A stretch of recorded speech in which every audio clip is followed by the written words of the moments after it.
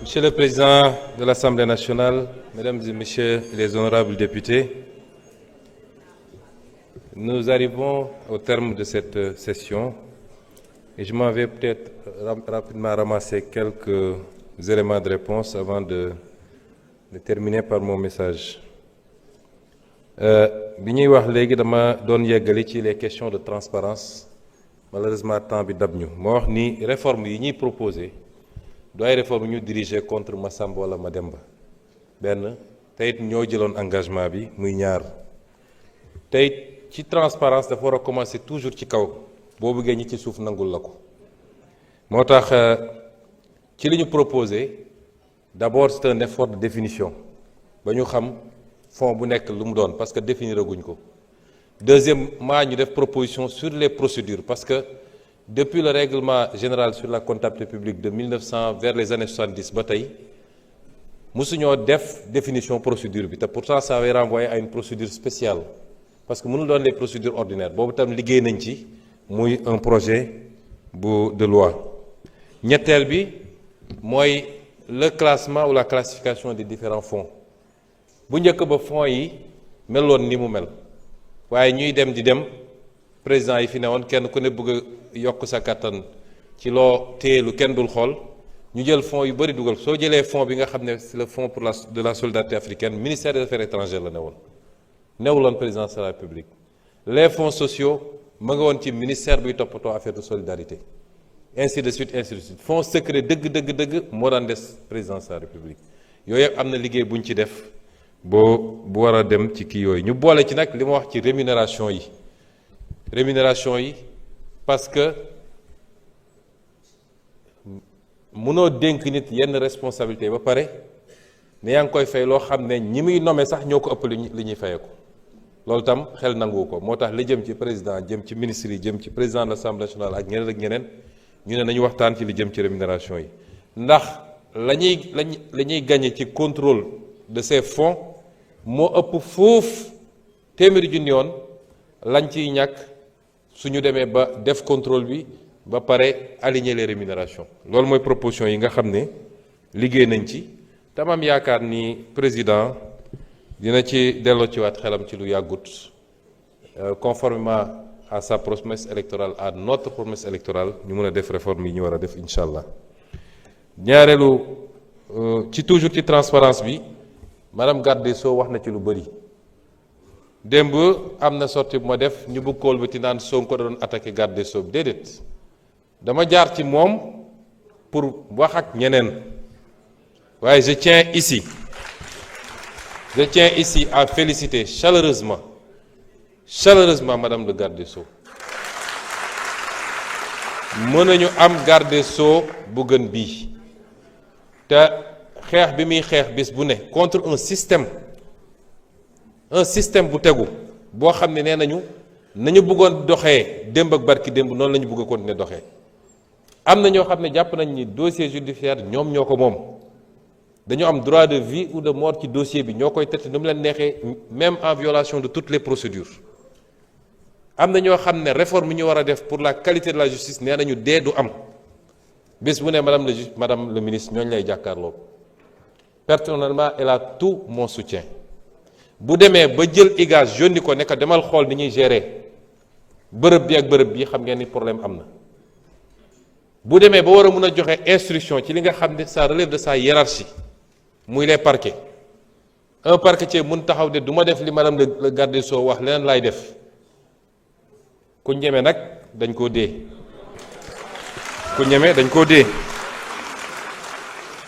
kon je tiens à lui adresser mes vives félicitations te xam ko ni elle aura tout mon soutien tant que je serai à la tête de ce gouvernement pour que la justice soit réformée ci laaj bi nga xam ne laaj nañu ko ci renégociation yi ñu ngi ciy liggéey mënuma dellu ci détail parce que temps yii def nañu benn point de presse boo xam ne joxewoon nañu chiffres yu bëri kon mënu ñëwaat fii ci question improvisée peut-être pour sortir tous les chiffres ba démb renégocier nañu loo xam ne maa ko coordonné primature ak SOGEPA ak sama conseil domanial ci loo xam ne ñi fi newoon dañ ko joxe woon gratuitement mooy Dak Tower bi ngeen di dégg fii à côté waaye renégocier nañ ko ba lañ ca am ñun les niveaux yi nga xam ne moom la ñuy jox léegi état du Sénégal nga xam Sénégal amu ci woon dara bu ñu ko xaymaa mat na 15 milliards démb rek te protocole bi signé nañ ko ci loo xam ne amul coow parce que ma fàttali ni ñun ci suñu démarche la ñu privilégié mooy trouver des solutions à l'amiable avec les partenaires aller le moins possible vers les contentieux ñu ngi koy am ci lépp ci domaine minier ci domaine infrastructure yi ci domaine éducation nationale santé et cetera amul foo xam ne renégocier wuñu ay contrat yu fi nekkoon yoo xam ne fii jël nañ fi 30 milliards fii 25 milliards fii keroog bi ñuy def exposé bi je crois qu'on a donné avec tous les chiffres te liggéey boobu dinañ ko wéyal ñu ngi dugg léegi ci domaine yu mag yi gis ngeen barki démb déggoo nañu ba jëlaat nañu yaakaar teranga te jaralul Sénégal fukki dërëm am na ñu ne woon du musa ne ba ñu ne opposition ne on va renégocier dañ ne woon mënul ne waroon nañu am ngor gu mat ni bi mu amee ñu njëkk a tàccu ne bravo waroon nañ ko am te loolu secteur stratégique la ñu def option nag ne dañoo bëgg suñu compagnie nationale di Petrosen doon un développeur ni pays yu am gaz ak pétrole yëpp am des compagnies nationales yu am doole moo tax ñu ne boobu dañ koy jël dootuñu wër ay partenaires di ko jox on va l'affecter à Petrosen moom ak Gadiaga mu nga xam ne ci onshore bi la ñu organiser wu pour lever les fonds def suñu développement c'est des options souverainistes et nous les assumons ñoo ngi démarrer les discussions également ak BP particulièrement mais Cosmos ci GTA parce que li ñu yàgg wax rek balaa nga naan laax jaay ñun dañuy importer gaz yàlla def na tey am na lu ñuy exploiter ci gaz bokkook suñuy mbokk Mauritanie la ñu wax ñun mooy contrat bi CRPP bi en son article 15 dafa ne réew bu nekk am na sañ-sañu wax li mu soxla yépp ci gaz bi balaa ñu koy jaay bitim réew ci loolu la ñu nekk ñi ñu ko jekk sekkal nag nee nañu loolu du am waaye dina am bu soobee yàlla te ñu ngi ciy liggéey dégg ngeen li ñu liggéey ci phosphate bi ak ICS te loolu rek stratégiquement li mu mën a defar ci Sénégal kenn xamul nu mu toll ñu ngi wax mbirum engrais ñu ngi koy wuti feneen tey ak ni ñu bombardé yenn usines yi ci Qatar ak ñoom seen ñépp xam nañ ni yenn produits yi nga xam ne c'est essentiel pour engrais bi muy ammoniac bi muy urée bi muy yeneen ak yeneen c'est devenu compliqué nga boole ci guerre bi nekk Russie pourtant ñun am nañu capacité bu xam ne li ñu soxla li ëpp ci engrais bi fii surtout nag les engrais sur mesure mën nañ ko defar fii pour suñu agriculture exporter l'excédent dans la sous-région te loolu moo ne woon le projet initial des ICS moo tax ñu joxoon action ay réew yu bëri Côte d'Ivoire amoon na ci action Cameroun amoon na ci action et cetera parce que dañ leen bëggoon intéressé ba lu ñu def ñu mun koo jaay ci seen marché ñoom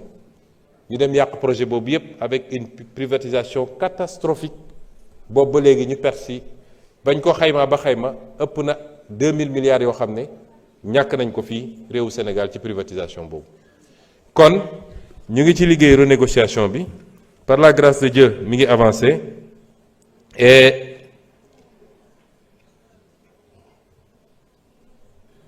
et ñu ngi continuer ci am na ku ma bind ne ma da nga leeral ni da nga waxoon ni amul fonds politique primature mosuma wax loolu dama ne ñii taxaw naan y a 7 milliards de fonds politiques à la primature ku ci wóolu boppam na ko répéter parce que waxuñu dëgg y a jamais eu 7 milliards en tout cas du sama primature man peut-être yi jiitu woon waaye wax naa leen ni 1 milliard 770 millions moo fa nekk amul lu ma ciy nëbb c'est transparent ma continuer ci wax ji ne monsieur Marane Fofana honorable député Barane Fofana honorable député Barane Fofana am na laaj yu mu laaj wax ko ci man tey bi may génn kër ga dama defaru ba pare génn gis ñu tegal ma yére bi ma ne soxna si changé ko parce que dinañ ne couleuru APR la tey ci suba waaye defe naa Marie-Hélène fàtte na la ko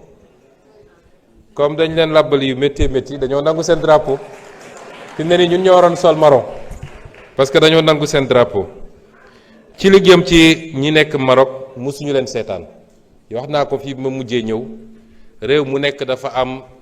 souveraineté am ci justice am fii am na ay doomu Maroc yoo xam ne ñi ngi fii ci prison Sénégal dañ fee def lu ñu farul def ñu tëj leen am na doomu yeneen réew yu ñu fi tëj kon nun mënuñoo jël ay bazoka dem Maroc ni dañuy libéré ji ay doomu Sénégal yu ñu fa jàpp donte jàpp nañ ni mbir mi teguwul ci yoon frustration la ci coupe bu ñu ñàkk waaye amul su doon sax flagrant délit lañ leen jàpp ñu ne dañoo toj ñaari chaise loolu jarul woon lii lépp wax nañ ko clairement mais lañ ci mën def nañ ko président de la République bind na Sa Majesté le roi ne ko mu may leen grâce ñoom ñu ne woon tant que procédure bi jeexul mënuñu def grâce loolu mooy yoon même fii Sénégal procédure bi nag jeex na ndax def nañu appel kenn demandé wul cassation donc fa la mbir ma jeex ñoo ngi déglu ndax dina ko def wala du ko def la nga wax ne ñi ñëw purger seen peine fii nag lu ñu encadré la ci convention bi ñu signé ak Maroc dañu ne pour que loolu mun a am il faut que peine bi dépasser 1 an te ñi ngi calculer peine bi à partir de fi ñu condamnation définitive bi ñun les peines variaient de 3 mois à 1 an waaye am na ñoo xam ne seen 1 an bi purgé nañ ci déjà 4 mois balaa ñuy dem ci décision appel bi kon loolu la convention bi wax mooy bu dee peine de moins d'1 an il faut l'agrément l'assentiment de l'État qui a condamné kon ñun lañ ci mën yépp ñu ngi koy def ñu ngi koy suivre tous les jours demande yi ñu war a def yépp def nañ ko waaye nag du ñu déclencher une guerre pour aller libérer nos compatriotes jaru ko woon wax naa ko fii te ñaari réew yoo xam ne wax nañ ne seen diggante yàgg na rafet na am na loo xam ne xaju si waaye nag foofu lañ ci mën a yem pour le moment et nos consuls rendent visite régulièrement pour savoir dans quel état nos compatriotes se trouvent là-bas. wax nañu aussi li jëm ci pour élection yi bon li ministre urbanisme wax léegi lu am la waaye ñaar yooyu bokkul la nga xam dafa jëm ci acte 4 bi loolu amul dara lu ci yàkkamti waaye li jëm ci code électoral bi mooy problème bi parce que bu dee dafa am modification ñu bëgg a def ci code électoral bu ñu ko deful ba mu des 6 mois ci élection bi mënatuñ koo def wala suñ ko defee mënuñu koo appliquer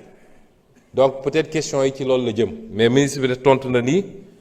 weesoogul donc ñëpp a ngi toog di xaar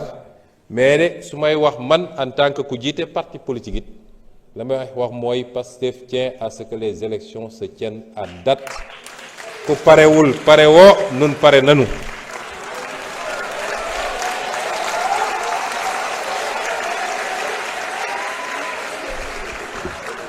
dialogue social bi tamit lañ ciy def ñëpp xam nañ ko wax dëgg yàlla maa jël portage bi à la primature parce que moi j'ai été syndicaliste xam naa luy syndicalisme wax naa ni bëri na secteur yu yëngatu kenn ëppale wu ma fay mbokk su ma nee mbokk nag ci wàllu bokk gëm-gëm ci Sénégal li mu war a nekk transport bii ñuy wax ba ñuy nekk opposition la ñu daan ànd ak ay transporteurs ñu ñuy jàppale ba yenn activités yi ñuy def sax ñoom ñoo ñu daan abal kaar ñu dem ci anam gu rafet kon ñun mënuñoo noonoo kenn tey su ñuy def effort pour bloquer les prix du carburant c'est pour dimbale aussi les transporteurs bi ñu ko wàññee c'est pour dimbale les transporteurs donte répercussion bi waroon am ci wàññi prix billet yi amul mais teewul ñu ngi continuer di leen jàppale renouvellement parc bi ak yeneen mesures yu ñu jël c'est pour la sécurité des transporteurs depuis quelque temps d'ailleurs monsieur le ministre des transports dafa mel ni accident yi wàññeeku na mënu woon toog ñaari fan te neewuñu la oto yi nu ñu leen wooyee sax Cheikhou Sarifou accident wul ñàngam personne dee na ci parce que transformation yi ñu daan def ci biir oto yi ba ci volant bi ñuy dawalee oto bi wàcc volant à gauche nga transformé ko yóbbu ko à droite wala vice versa loolu moo doon andi fragilité bi donc amul dara lu ñu def contre les transporteurs seen njëriñ ci réew mi kenn du ko naatable waaye nag réew bu ñu ko bëggee defar du rek lu waay bëgg nga bàyyi ko ci loolu dafa am la sécurité am les questions liées à loo xam ne day yóbbaale bakkanu nit yooyu yëpp il faut ñu sóoraale ko ci. Monsieur le Président mënoon naa continuer mais damay daaneel parce que 5 minutes moo ma dese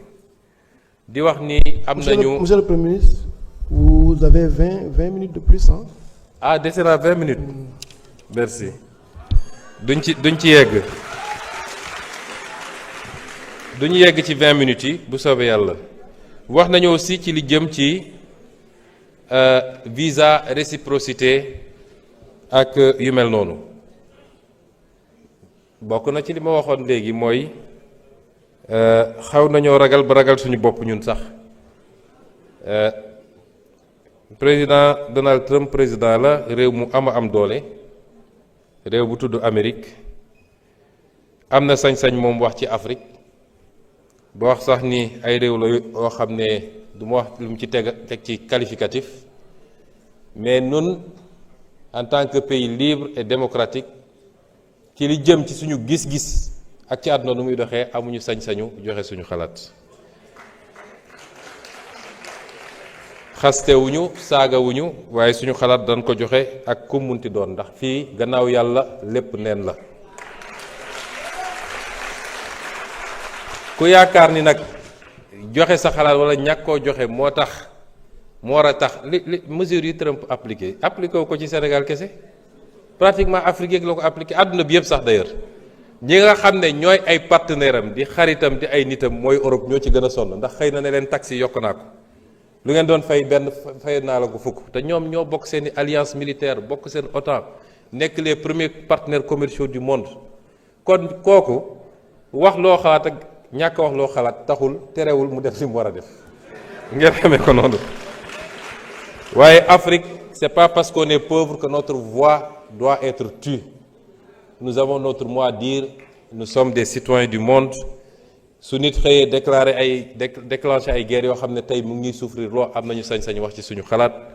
buñ ko mënul wax Nations Unies nañ ko wax fii ñu toog waaye am nañu sañ-sañu wax suñu xalaat. FMI n'est pas la solution it ci déggin la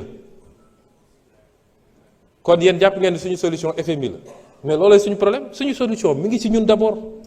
Est-ce que FMI mooy solution Chine wala Corée du Sud wala Japon wala États-Unis déedéet. Pourquoi ñun ñu jàpp ni FMI mooy suñu solution chaque fois may ne leen wax leen ma réew bu FMI développé ci àdduna réew bu FMI développé ci àdduna amut nañu génn ci yooyu nos solutions sont entre nous gis nga cadre boobu ñu tëjoon suñ ci génnul quels que soient les efforts qu'on fera duñu développé li ñeneen ñi def ba développé bu ñu ko defee développé wax naa leen léegi le cadrage bii nga xam ne fi mu ne nii leer na ci ñun. ñetti at yi di ñëw liggéey ci cadrage boobu moo fi des te bëgg cee ànd ak sénégalais yépp mooy lan wax naa ko léegi les taxes les subventions la dépense publique ak ni ñu essayer d'orienter tout ça def ko de manière très équilibrée. boole kook un endettement bu ñu continuer di mesurer et bañ a defaat les mêmes erreurs du passé ba mu aggraver suñu déficit loolu mooy wax ji bor bi man dama bokk ci ñoo xam ne ministre de l'économie d'accord ci ak man defe naa ministre des finances aussi mais dama jàpp ni bu demoon ba sës parce que suñu waxtaan ak suñu partenaire lan la ñuy wax accepter leen ñu restructurer parce que suñu restructuré wul seen askan mooy supporter le poids or dette bi yéen du yéen a ko def da ngeen ko fi fekk ñoom loolu la ñuy wax waaye bor bi daf ci am une partie boo xam ne li tubaab naan dette odieuse daf ci am pour dette odieuse am mooy dette bi bañ koy lebuñu ko ci turu Sénégal parce que laajuñu waa Sénégal mënuñu laaj sénégalais bu ne waaye dañ ne jaaral assemblée nga laaj leen jaarul assemblée laajuñu assemblée. ñu ne ñaareel critère mooy lan mooy fan la ñu dugal bor ba gannaaw bu ñu ko lebee ci condition yooyu wax naa fii keroog nii tout le circuit ndax su dee lu jóge ci bitim réew balaa ñu koy valider sax on a voulu tellement encadrer que même Cour suprême dañ ko ne yóbbu leen Cour suprême wax ndax amul problème mu légalité mais suñu Cour suprême bi lu ñëw rek ñu ne. Conforme à la loi mais balaa nga naan conforme à la loi mooy nga dem jël loi de finances xool ci cadrage budgétaire bi xool est-ce que des crédits ont été inscrits pour cette dépense parce que soo nee conforme à la loi ban loi ngay wax la première loi c'est la loi de finances c'est la seule d'ailleurs en la matière presque donc la chaîne de responsabilité elle est totale ñépp la ci kaw ba ci suuf mais dette bu odieuse am réew aw askan am nga sañ-sañ ne lii du ma ko fay wala mënaguma koo fay parce que du ma bloquer sama priorité yépp pour fay bor kese ci bor boo xam ne biñ koy àbb yéeguma ko mais loolu nag day ànd ak chaque jour ma répété ko fii ña def njombe googu ñu woo leen ne leen lan moo tax ngeen def ko fa mu ànd kon mënuñu bloquer suñu lépp parce que dañu war a fay ab bor mais FMI te wax naa ko fii ñàkk ko woon a xamoon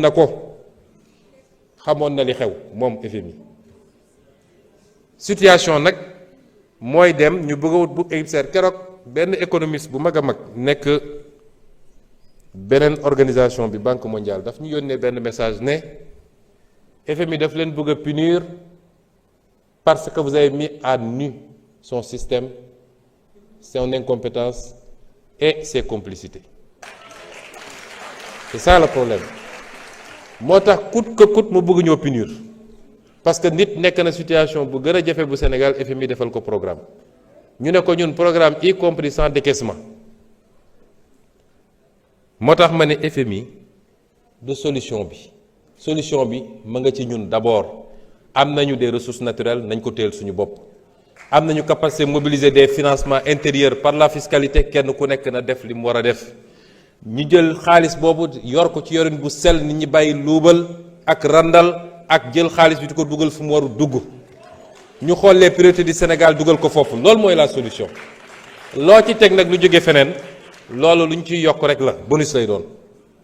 mais tant que ñu ngi toog jàpp ni suñu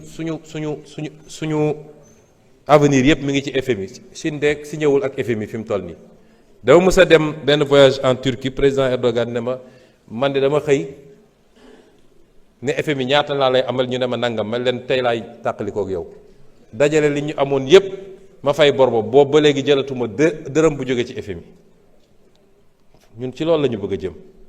te suñu fekkuloon situation bi ñu fi fekk peut-être dinañ ko régler facilement kon ñun amuñu problème boobu de dire aux Sénégalais que si on croit nous-mêmes def les sacrifices qu'il faut sur une période je crois que nañu génn ci lii ci anam boo xam ne ce sera le vrai départ depuis 1960 à part la parenthèse 1960-1962. Monsieur le Président de l'Assemblée nationale, Mesdames et Messieurs les députés, je voudrais conclure par dire que ñëw fii mbégte la ci ñun. Ce n'est pas une épreuve, c'est un exercice boo xam ne ça nous permet de rapprocher les différents segments de la gestion publique. L'Assemblée nationale, et je vais y revenir tout à l'heure, qui est un segment extrêmement important. bi ñuy dugg ci campagne électorale dama leen ne cër bi ëpp solo ci réew mi mooy Assemblée nationale te nit ñi xamuñu ko mais dinaa ci dellu si léegi. Et l'exécutif à travers le gouvernement. Le gouvernement est désigné par le président de la République. Le Premier ministre est nommé par le président de la République. Une fois qu'il est nommé, Premier ministre bu xam boppam, une fois qu'il est nommé, il est chargé d'exécuter la politique qui a été définie pour la nation. Premier ministre bu xam boppam ci exécution boobu du ci xaar du ci demander autorisation day def liggéeyam ni mu ko war a defee et conformément aux intérêts du pays. dafa am lu ñu tàmmoon fii ci réew mi mooy premier ministre moom ab langet la rek buy làng suñ ko nee weex mu ne tal suñ ko nee ñuul mu ne kukk. C'est pas ça le premier ministre, c'est pas ça un bon premier ministre et ce sera pas ça Ousmane Sonko. te su ma nekkoon président de la République it soxlawuma premier ministre boo xam ne il est là pour dire oui monsieur, parfaitement monsieur. dama soxla premier ministre bu may wax dëgg, bu may jàppale pour ma performer. damay soxla assemblée nationale boo xam ne donte majorité la fa am du assemblée nationale boo xam ne daf may seetaan ci li ma bëgg lu tardel Sénégal looloo ko tardel kon ñi nga xam ne dañu am problème Pastef tey moo nekk ci pouvoir bi Pastef suñuy différent wax naa léegi benn ci différent boo xam ne am naa ko président de la République ci li jëm ci fonds politique yi les différends dans Pastef ne se règlent pas par des décrets d'accord ma ak yow rek am naa sama décret loolu c'est pas Pastef c'est pas Pastef yaruñu militant Pastef ci loolu les militants se règlent les difficultés les divergences se règlent ci ñu delloosi ko ci ëtt parti bi xool lan la ñu waxante woon suñu biir lan la ñu waxante woon ak sénégalais yi ñu ne lii mooy dëgg dëkk bi nag ku mu dal ci yow xamal ni dëgg la premier ministre nga président nga député nga c'est pas important loolu mooy Pastef kon am naa contenté respecter agenda bi ñu ciy fixé date yi toujours d'accord parti exercice bi ci exercice yu ëpp solo la dans l'exercice démocratique d'un pays dégg naa ñu ci dem ba ne sax daf koo def pour gàllankoor yeneen activité wu keneen ñooñu di ko wax ñenn ñu ne partisan président lañu mais ñoom ñi ngi affaiblir président dans un pays soxlawuñu pour président def activité il faut que premier ministre arrête de respirer réew bi yaatu na li ñu war a def bëri na boo demee tournée ñu ne dafa bëgg a yàq tournée président boo defee conférence ñu ne président ngi doon dajeeg FMI moo tax mu def conférence pour yàq ko boo ñëwee assemblée ñu ne non c'est pas comme ça yéen a ngi ñey wax loolu dañuy affaiblir président dañuy jox image un président qui est fébrile le président n'a pas besoin de ça premier ministre France buy dem assemblée nationale du tee président France la mu war a def ma ngi koy def ku mu war a recevoir mu recevoir ko vraiment am na débat yoo xam dama koy seetaan Sénégal ba si yàgg ma ne te li koy andi ñenn ñi nee nañ partisan président lañu te li ñuy woon Sénégal yëpp mooy président bi il faut ñu xàllal ko parce que mënul demal boppam image boobu la ñuy wone ña ca des nee nañu waa opposition bi lañ gis nga am na ci ñoo xam ne joxoon nañ seen kàddu ba pare dañuy dem dialogue mais daf ci bëri ñoo xam ne ñoom dañu am seen condition mooy pour ñu dem ànd ak président il faut que président tàqali ko premier ministre am ba pare opposition boo xam ne seen stratégie yëpp mooy nañu fexe te ngeen dem opposé wu seen stratégie yëpp mooy nañu tant que il faut ñu tàqali ko pour ñun ñu mën a ñëw toog ci wetu président bi moo tax am na ñu décidé woon dem mais bi ñu taxawee gis président invité ma ñu ñëw xale yi ñëw ñu reetaan rek am na ñoo xam bu ñu gisee loolu seen xol yi gis nga kaani Saddam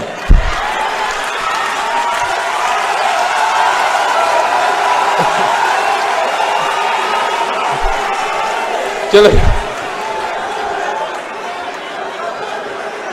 ñooña non.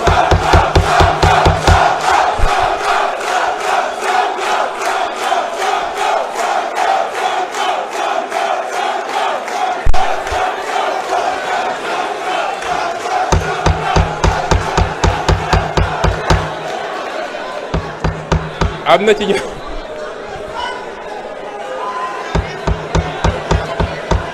s'il vous plaît may la ñu terminer en beauté aussi. may la ñu terminer en beauté. ma ne ko am na ñoo xam ne ca la ñu géddee dialogue ba ca saase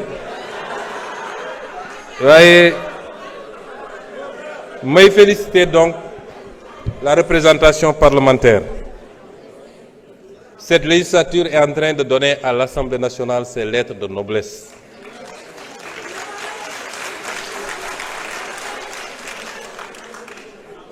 En rappelant aux Sénégalais que l'Assemblée nationale est un élément central dans tout ce qui touche à la loi et quelle que soit la forme de la loi.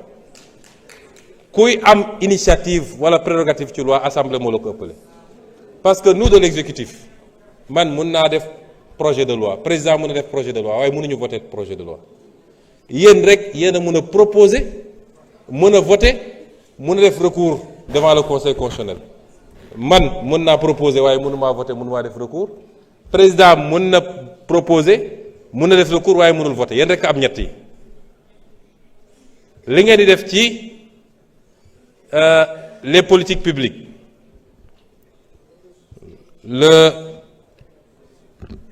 l'évaluation des politiques publiques li ngeen def ci leneen ak leneen vous êtes en train de redonner à l'Assemblée nationale sa véritable fonction. Or, une Assemblée nationale qui fait son travail, est la meilleure garantie pour que dérive yi ñu xamoon ci réew mi yépp bañ a amati ci réew mi. Et pour cela, nous vous disons, nous n'attendons pas de vous en tant qu'exécutif de la complaisance. Même sous des majorités bi ñoo bokk ak ñoom, nous attendons de vous que vous fassiez votre travail de représentation du peuple, votre travail de contrôle de l'action du gouvernement et votre travail de législation. C'est ça que nous attendons de vous. Je voudrais terminer par lancer un appel à tous les Sénégalais. réew mi ngi ci yoon redressement la ñu wax la ñuy jëmbat ci jamono ji te ku leen wax ni dañ leen ne toog leen di xaar ba jëmbat gi pare ñu ruuj def lii ba di si nangam déedéet wax naa léegi tout ce qu'on est en train de faire pour oyofal dund gi ci Sénégalais yi malgré situation bi kon xaaruñu ba pare li ñuy def yépp mais li ñuy jëmbat bu ngeen ci àndeek ñun ñu def ko Sénégal fii lay baax ba faw rawatina ak ndaw ñi parce que ndaw dangaa tolloogul fooy amee bay ñàkk ñi leen bëgg a gëmloo ni teew mi teew la ñu ngi leen di nax inscrivons-nous dans une dynamique de réforme profonde d'assainissement de la gestion du pays teg ko ci dëgg ak jub d'une correcte identification de nos priorités d'une bonne orientation de nos financements mais surtout d'une mobilisation citoyenne parce que réew président defaru ko premier ministre defaru ko gouvernement defaru ko assemblée defaru ko ñooñu ñëpp leadership la ñuy incarner direction la ñuy wone mais tant que amuñu cette majorité bi ma yàgg a wax ba ñuy nekk opposition bi xam fi ñu jëm takk ndigam ànd ci dina jafe ñu defar réew mi loolu la ñuy woo Sénégalais yépp suba ak ngoon guddeeg bëccëg les questions de pouvoir ne nous obnubilent pas. Il y a des divergences, certes, c'est tout à fait normal. Divergence yàgg na am peut-être niñ koy manifester moo wute. Divergence yooyu impacté wul négativement ci li ñuy liggéey moo wax ko léegi Sénégalais. Au contraire parce que kenn ci ñi am divergence yi du bëgg ñu jam ko kenn du bëgg ne ci moom la liggéey bi yéexee. Au contraire c'est un accélérateur dans ce qu'on est en train de faire divergence yooyu ñu am te ci wàllu état laa bëgg a wax amu ci benn impact politique nag bu jotee ku nekk na seet nu muy defee politique am nu muy tojee bopp jana xam sénégalais yaa ngi nii kenn moomu leen bu élection jotee bu ñu toogee ba 18h kenn ku ne dina xam nu mu toll ak lu mu liggéey ñu ngi leen di gërëm di leen sant asalaamaaleykum